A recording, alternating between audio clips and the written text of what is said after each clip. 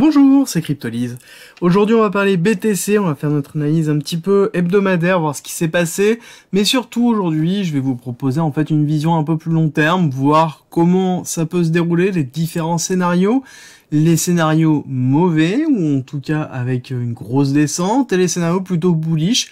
Et vous donner aussi des clés pour comprendre justement ce qui peut impacter là-dessus. Il y a plusieurs choses, on va parler aussi du halving, on va parler du Nasdaq et bien évidemment du BTC. Alors on entame directement avec les scénarios les moins favorables en tout cas, les scénarios sur lesquels on va avoir une continuité baissière, donc plutôt quelque chose qui va se diriger vers du bear, essayer de comprendre, et donc on va partir déjà dans un premier temps sur le scénario que je défends depuis un certain temps, et ensuite je vous proposerai un autre scénario avec une zone d'invalidation, de validation. On attaque déjà, donc toujours sur l'héliotisme, on part sur une vision globale en héliotisme, donc on n'oublie pas que l'héliotisme a des grosses problématiques, c'est que tout le monde voit des vagues comme on le souhaite, et c'est toujours la complexité de pouvoir placer de l'héliotisme sur du price action, si on ne le couple pas avec d'autres choses, et c'est vrai que du coup on va avoir des complexités de ça, savoir est-ce que c'est bon ou pas, comment j'ai placé ces vagues. Alors, du coup, c'est le scénario que je défends depuis un certain temps avec vague 1, vague 2, vague 3 terminée en avril. Nous sommes dans un retracement de la vague 4, un retracement effectuant A, B, C. Cette C est découpée en 5 vagues d'impulsion baissière et on attend globalement la fin de la 4 pour partir sur la 5. Alors, sur ce scénario-là, on a plusieurs schématiques. La première, c'est que nous avons la possibilité d'un arrêt qui se trouve ici, que nous avons trouvé au 618. C'est-à-dire que le point le plus bas que nous avons effectué, sur notamment la clôture, on pourrait dire que c'est la fin de la 5. Pourquoi? Parce que si on regarde ici l'objectif que l'on pourrait avoir sur cette impulsion baissière 1, 3, 4, nous avons le 618, donc un objectif qui est plutôt classique.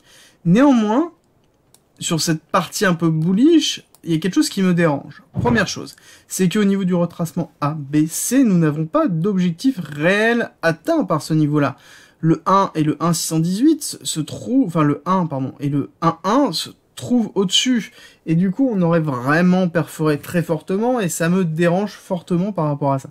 C'est possible, c'est probable, mais est-ce que c'est valable? Sur le long terme, je pense que on va s'enfoncer plus bas, et c'est pour ça que je vais vous présenter ce que je défends depuis un certain temps d'ailleurs, les continuités baissières, et après on ira voir des scénarios plus bullish, et vous allez voir que tout est valable, et que par contre on aura très vite une validation, une invalidation de ce qui se passe.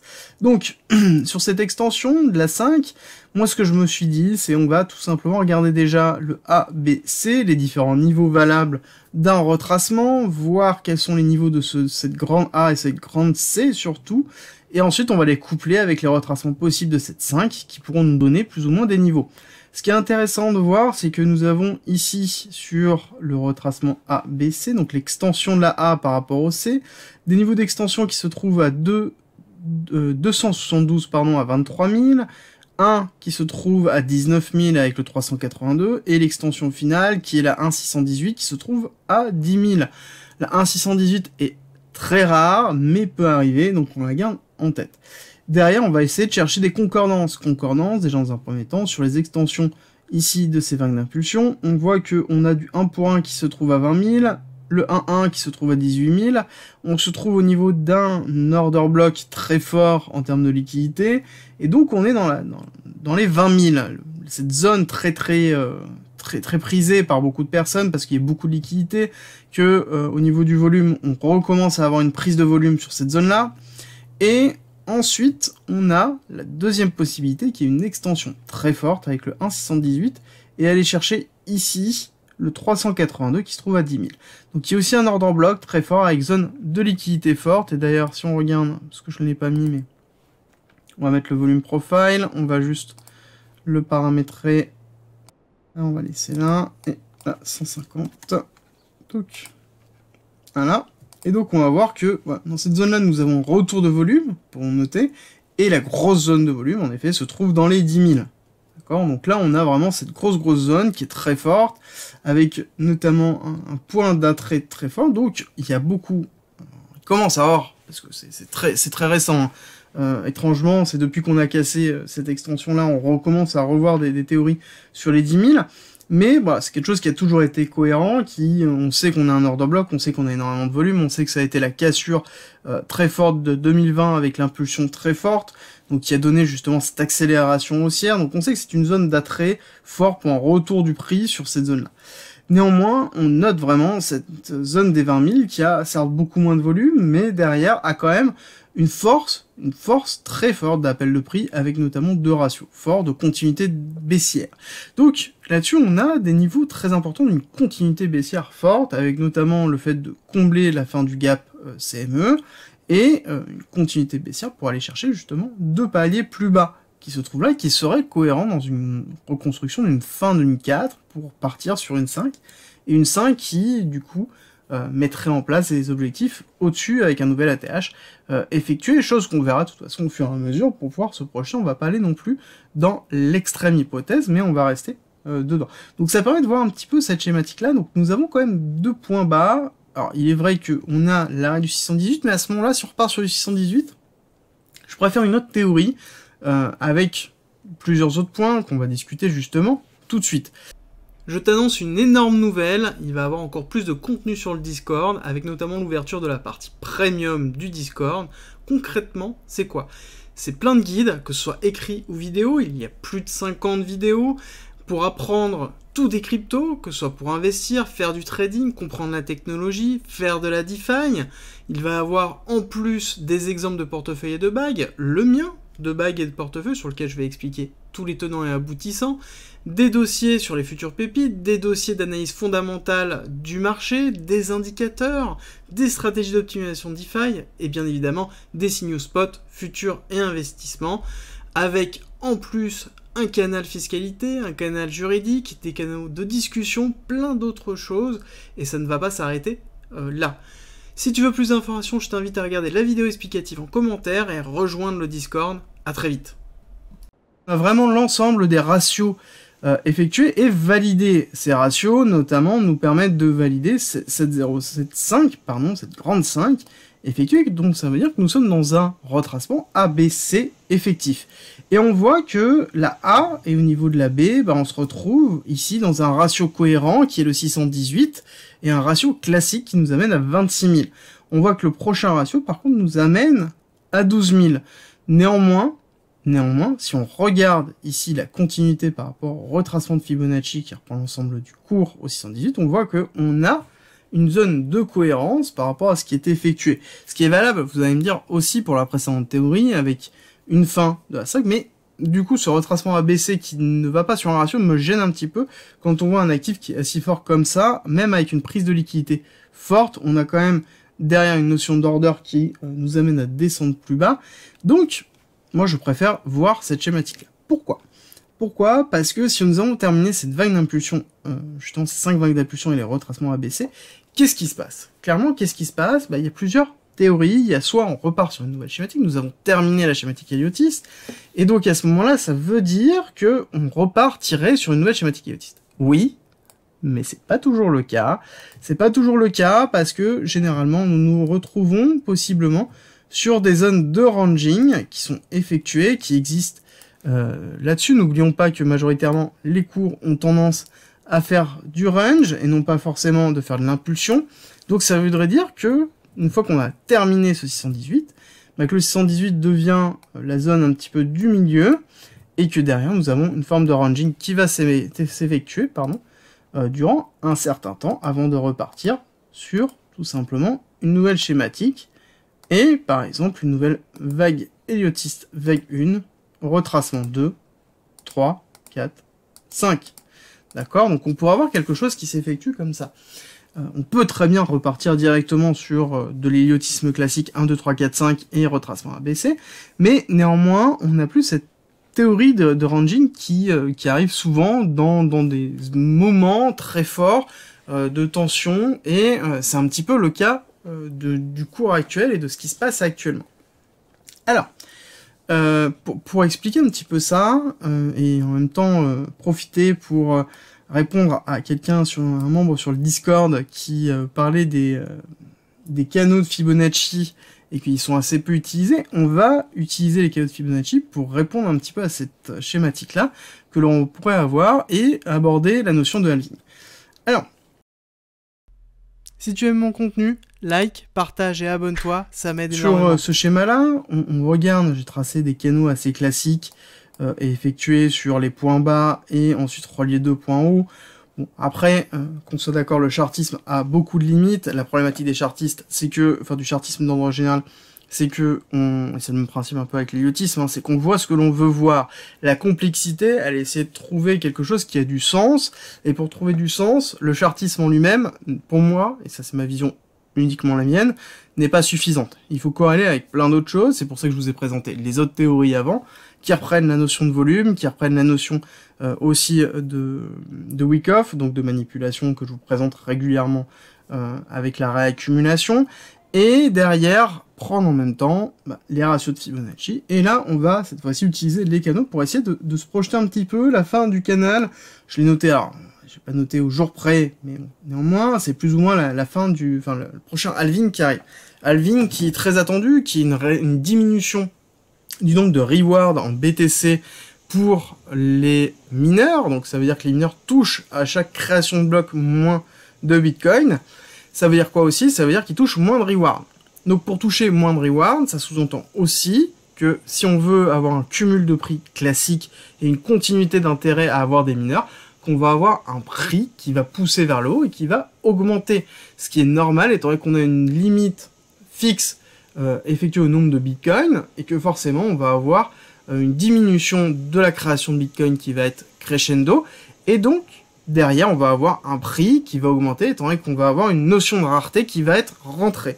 Et ça c'est très important et du coup cette notion de canal je trouve est intéressante dans cette schématique là et qui est valable et uniquement valable si jamais on ne casse pas ce point bas. Alors certains vont me dire oui, bah à ce moment tu redescends, tu refais, machin. Oui, mais à ce moment-là, l'hypothèse que l'on définit ici n'aura plus de sens, mais a un sens dans l'état actuel. Dans l'état actuel où si jamais nous faisons un ranging effectué et un ranging qui va avoir lieu notamment dans cette zone ici. C'est-à-dire ranging avec une possibilité de travail du prix qui peut justement se travailler sur les différentes zones de cette façon-là, et pouvoir après repartir, d'accord? Et là, si vous regardez un petit peu ce qui peut se passer, c'est on pourrait très bien avoir une schématique de vague 1, vague 2 qui peut se mettre en place, vague 3 qui va par exemple aller chercher ce niveau-là, hop, ici, vague 4, par exemple, et la vague 5 qui pourrait être ici. Alors, on va même retracer pour que ce soit plus propre. On pourrait avoir quelque chose qui s'effectue comme ça, donc un petit travail du prix sur cette zone-là, classique, un petit ranging avant la mise en place, et on pourra avoir justement une vague 1 qui pourrait être d'ailleurs, pourquoi pas, assez agressive pour faire un break-off structure majeur, mais on va dire que ça ne va pas être le cas. Vague 1, retracement effectif, rebond sur le bas de canal, pardon. On a directement accélération du cours, vague 3, avec ici travail de la zone très importante, retracement effectif de la 4 et 5 ici mise en place et ensuite on aurait hop, un retracement en A, B, C, donc fin d'une nouvelle schématique mise en place derrière de tout simplement le halving qui après derrière mettrait une nouvelle schématique en place. Ce qui est un peu le principe du halving, c'est que derrière on a une accélération. Donc ça sous-entendrait que par contre durant ce temps-là nous avons la possibilité d'avoir un BTC qui va pousser et qui va du coup avoir une zone d'extension suffisamment importante. Ça sous-entend aussi que derrière, on a toute la notion de macroéconomie qui nous permet d'effectuer ça. Est-ce que ça va être le cas? Et ça, c'est ce qu'on va aborder dans la notion de Nasdaq.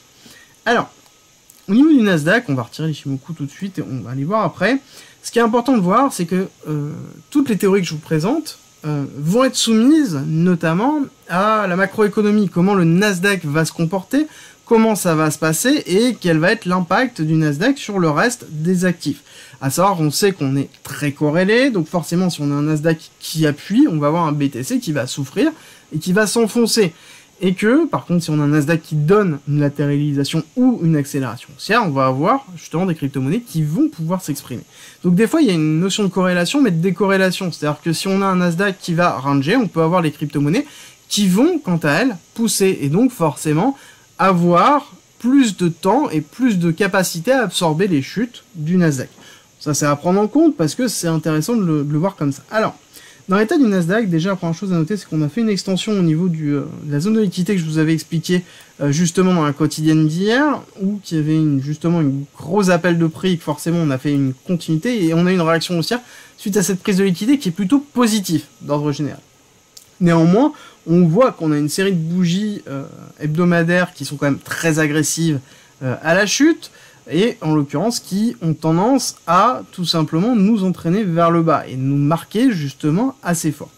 Alors, ce qui est intéressant de voir surtout, c'est que nous avons un travail de la zone de 0,5. On pourrait se dire que là, à l'heure actuelle, on a terminé parce que on est allé plus ou moins toucher le niveau 1, mais globalement, on pourrait avoir une extension forte, prise, ravalement de la bougie et repartir à la hausse. Et on pourrait avoir un arrêt de la tendance baissière, ici, logiquement, par rapport à plusieurs indices. Un, ce retracement effectif, donc par rapport à ce mouvement-là, et derrière, pour une continuité haussière, nous avons un retracement ABC qui s'est effectué. On pourrait se dire, ok, bah là, on a une zone d'arrêt, on pourrait repartir à la hausse. Ce qui est possible, et ce qui validerait, d'ailleurs, les différents schémas de reprise d'une vague 5, celle qu'on peut avoir si on est plutôt bullish, avec notamment la première partie qui se trouve ici. On se dit qu'on a terminé le 618 et qu'on repart à la hausse. On a ici cette schématique là où on se dit ok, on repart à la hausse, on a terminé ici le 618 et on repart à la hausse. Oui, peut-être. Mais est-ce que c'est vraiment une notion de concordance? Est-ce qu'au niveau des concordances, on n'a pas des points plus forts d'attrait? J'ai envie de vous dire oui, on a deux points forts d'attrait. Un, ici, ce niveau très important qui est 10 500, qui correspond à une zone de liquidité très forte, parce qu'ici nous avons une poche de liquidité excessivement forte. Nous avons ici le 618 qui est le ratio de retracement. Nous avons ici l'extension qui se trouve à 272, donc il y a une cohérence tout à fait dessus. Et si on regarde le retracement total effectué, on a le niveau de 382 ici. Donc on a une très forte zone de concordance qui nous amène à aller chercher plus bas, à aller chercher les 10 500 avec une extension, une mèche d'extension qui peut aller plus basse, qui peut aller notamment au niveau d'ici, qui correspond notamment à un BE institutionnel, donc avec notamment un gros order block qui est travaillé ici, qui correspond aux 9500, donc une extension derrière des 10 000, donc c'est-à-dire on travaille les 10 000, on casse les 10 000 pour aller chercher la liquidité et on repart à la hausse, et derrière on aurait un retravail de la zone avec une clôture au-dessus des 618 pour repartir à la hausse. Donc ça, on a quand même un gros appel ici du prix. Commencer à me comprendre, à me connaître, même à me comprendre aussi, c'est que principalement, plus on va avoir de concordance, plus on aura un renforcement du biais, et donc plus on aura un renforcement du biais, plus on aura tendance à travailler ces zones-là. Donc ça sous-entend qu'on va avoir une zone de baisse encore au niveau du Nasdaq, et donc une continuité de baisse qui représenterait, on va regarder ici, sur une continuité, donc on va dire un premier travail, donc ça ferait 11%, donc ça ferait 20% de baisse sur la totalité. Ça représente quoi globalement ce qu'on a effectué? Je pense qu'on va se retrouver sur quelque chose qui est 20%, voilà, qui est cette chute-là effectuée, et si on regarde le BTC d'ordre général, ça correspondrait sur une continuité baissière pour aller chercher notamment la zone des 20 000, ici, qui se trouve là. Donc ça veut dire qu'on aurait à peu près la même continuité baissière, et je pense que c'est même peut-être un petit peu plus haut. On va regarder ça tout de suite. On va regarder ça, hop, continuité baissière, on va essayer de l'attraper sans déranger le reste. Ouh, ça descendrait même au niveau des 10 000 pour une continuité baissière. Donc là-dessus, tout va dépendre, je pense, de la notion de macroéconomie, de ce qui va se passer. Est-ce qu'on va avoir la possibilité d'avoir ici un retravail aussi? Oui, parce qu'on est dans la zone 0,5. Est-ce qu'on va avoir une invalidation classique très vite? Oui, parce que je pense qu'on peut très bien avoir une réaccélération du cours pour retravailler ici cette zone des 13 000 très importante, d'accord, de cette façon-là, et avoir une continuité baissière effective. Par contre, à partir du moment où on casse et qu'on valide la cassure des 11 500, avec une bougie validée, ouf, là par contre, ça veut dire qu'en effet, on invalide pas mal de choses. On invalide pas mal de choses. On invalide déjà tout ce qui est reprise haussière de retracement de 0,5. Donc ça veut dire qu'on invalide un travail du BTC effectif ici, reprise haussière. On ne travaillera pas justement sur une reprise directement ici de hop, vague 1, vague 2, vague 3, vague 4, vague 5. D'accord? Je pense qu'on ne sera pas du tout là-dessus si jamais on casse le 0,5. Et le seul moyen d'avoir ça, ce serait en effet d'avoir une reprise du Nasdaq. Donc validation d'un rebond sur le 0,5 et reprise haussière derrière avec validation de cette reprise haussière avec une cassure du Nasdaq sur les 15 000. Est-ce qu'on va y arriver dans une notion d'hyperinflation et de remontée des prix? Ça risque d'être compliqué. Par contre, avoir derrière une cassure voudrait dire qu'on invalide cette reprise haussière, mais qu'on valide aussi les scénarios possibles, donc pas celui-là en l'occurrence, mais qu'on valide les scénarios possibles ici de ranging qui peut être effectué, donc fin ici du travail, et derrière reprise, et à côté, on valide la possibilité d'une cassure jusqu'au 20, et possiblement jusqu'au 12-10 du BTC, et qui correspondrait justement à une continuité baissière forte, qui pourrait être effectuée sur cette année, ici, et ensuite une reprise derrière pour 2023, pour préparer le halving de 2024, parce qu'on n'oublie pas que quand on repart sur une schématique héliotiste, nous avons vague 1, vague 2, et que forcément la vague 2 sera un retracement fort, donc on pourrait avoir une réaccélération pour remonter dans les 30 000 si on est par exemple dans les 10 000, remonter dans les 30 000, redescendre dans les 12-13 000, et ensuite repartir à la hausse pour faire une vague 3 qui irait ici certainement titiller le nouvel ATH, enfin le dernier ATH dans les 68 000, et ensuite retracer 4, 5, nouvelle partie, et nouvelle validation. Après, la notion du halving est très importante à comprendre, dans le sens où c'est une continuité, où on sait qu'à un moment donné, c'est un test qui est effectué sur le BTC en lui-même, sur le principe même du BTC. On ne peut pas avoir un prix qui suit le halving. On le sait qu'à un moment donné, c'est une courbe qui est exponentielle, donc forcément au niveau du prix, on se retrouverait sur un prix du BTC à plusieurs centaines de millions pour pouvoir compenser justement la perte du nombre de BTC effectif. Donc à un moment donné, il va y avoir une notion structurelle effectuée, donc il y a toute une schématique qui est mise en place avec ici une augmentation des rewards, des fees qui vont être redispatchés, enfin il y a plein de choses qui sont effectuées dans la notion de compensation là-dessus, mais en même temps c'est une notion de test, est-ce que ça fonctionne ou pas? Et dessus on pourrait déjà avoir une forme de compensation, une décorrélation du cours par rapport au halving, et ça c'est quelque chose que j'ai en tête depuis un certain temps, par rapport à tout ce que l'on peut voir, et à savoir qu'une crise comme on est en train de le ressentir macroéconomique, c'est une crise qui va prendre du temps, pour se résorber, et qui va justement nous donner en même temps le temps d'avoir une maturité au niveau, tout simplement, du cours. Et ça c'est très important à avoir, c'est que quand on aura un cours et une maturité au niveau de la technologie forte, ça correspondra certainement à la notion de halving, et on aura une corrélation qui pourra effectuer pour une très grosse hausse. Est-ce que cette très grosse hausse est une vague 3 très impulsive, comme on peut le trouver dans mon schéma ici, donc une vague 3 très très forte, parce que la vague 3 ici nous a emporté très très loin, très fort, avec beaucoup de vent. Nous sommes allés ici sur une progression effective de globalement 1300%, même si on sait qu'on aura certainement moitié moins, mais ça reste quand même quelque chose d'excessivement fort. Et si on regarde justement cette vague 1, vague 2, vague 1, vague 2, elle a pris combien de temps, juste pour voir? Je pense 1 an quasiment. Ouais, 462 jours. On n'oublie pas que le halving est dans 600 jours à peu près. Il y a peu de choses près, 600 jours. Donc on pourrait très bien se retrouver dans cette schématique-là, avoir en effet ici une corrélation vague 1 très lente, vague 2 qui retrace, ici 95%, réaccélération effective, hop, là-dessus. Donc on partirait du coup sur un cours qui serait mitigé sur à peu près 500 jours, 600 jours, et potentiellement derrière quelque chose qui s'effectue comme ça, avec une forme de ranging comme je défends ici. Donc on a tous ces schémas-là. L'important à retenir, c'est ce niveau des 26 000 et le niveau du Nasdaq, très important ici, ce niveau-là que l'on défend, ici au niveau des 11 500, on casse et on valide les 11 500, là par contre c'est on descend au moins jusqu'aux 10 500, et donc ça veut dire que c'est la zone de liquidité que j'ai défend depuis très longtemps, et qui derrière aurait une très grande zone de rebond, de force, parce que une grosse prise de liquidité, et derrière on aurait un travail ici d'une zone aussi qui a été défendue, parce qu'on a le gros order block qui se trouve ici, donc on pourrait avoir une continuité haussière avec une prise d'Indus Fund qui se trouverait là, donc ce serait logique d'avoir une reprise haussière, ou en tout cas un rebond haussier sur cette zone-là, qui pourrait donner en effet justement cette continuité de vague 1, et après une continuité baissière vague 2, et ainsi de suite pour l'extension. Ça pourrait être aussi faisable, on garde en fait tout ça en tête.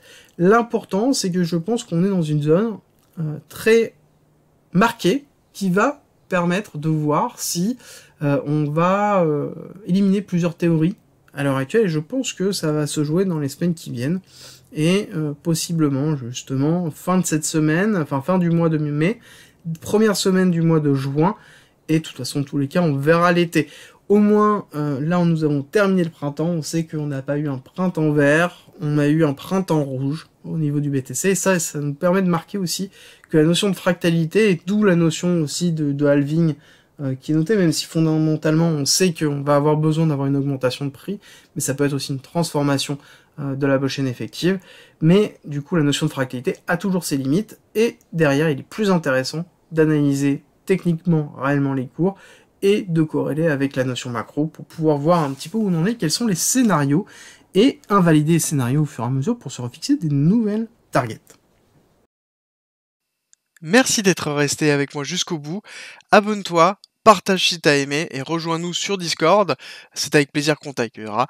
Et à très vite.